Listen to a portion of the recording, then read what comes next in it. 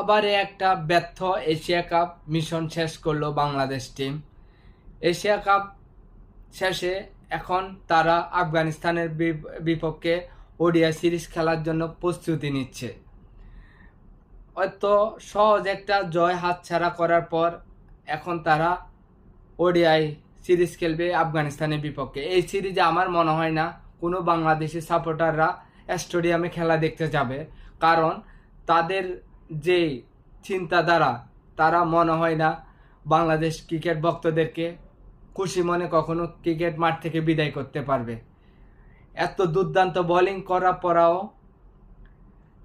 পাকিস্তানের বিপক্ষে হারের এই ম্যাচটা কোনোভাবে বাংলাদেশের ভক্তরা মেনে নিতে পারতেছে না, যেটা কোনোভাবে অ্যাকসেপ্ট করার মতো ছিল না।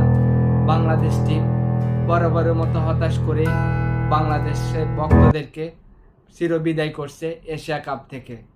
এই এশিয়া কাপে কতই আশা ভরসা নিয়ে বাংলাদেশের ক্রিকেট ভক্তরা মাঠে উপস্থিত হয়েছিল, যেখানে বুক ভরা বেদনা নিয়ে, যেখানে নাগিন ডান্স দেওয়ার কথা ছিল বাংলাদেশের ক্রিকেট ভক্তরা, সেখানে পাকিস্তানিরা সাপোর্টাররা বাংলাদেশের দর্শকদেরকে উল্টো নাগিন ডান্সের মোমেন্টাইমগুলো মনে করায় দিচ্ছে। ওই বুক ভরা বেদনা নিয়ে বাংলাদেশের ক্রিকেট ভক্তরা পুনরায় আবার তাদের কাজে ফিরে যাচ্ছে। হাজারো কাজ, হাজারো ব্যস্ততা ছেড়ে বাংলাদেশ ক্রিকেটকে দেখার জন্য বারবার ছুটে যায় বাংলাদেশ ক্রিকেটকে সাপোর্ট করার জন্য।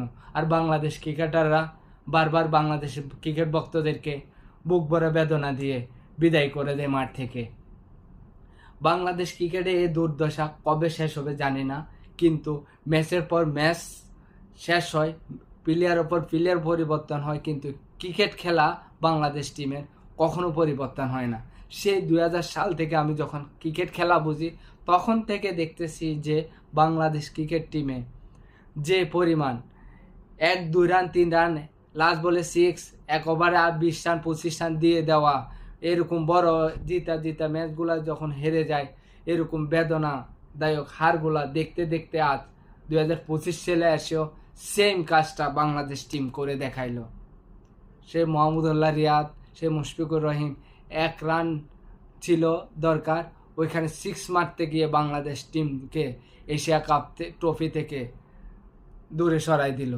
সেম ভুল আজকে 2025-এ এসে বাংলাদেশ ক্রিকেট টিম আবারও পুনরাবৃত্তি করলো বাংলাদেশ আর পাকিস্তান ম্যাচে। এটা কোনোভাবে অ্যাকসেপ্ট করার মতো না। বাংলাদেশ ক্রিকেট কবে ভালো পারফরমেন্স করবে কেউ জানে না। ধন্যবাদ।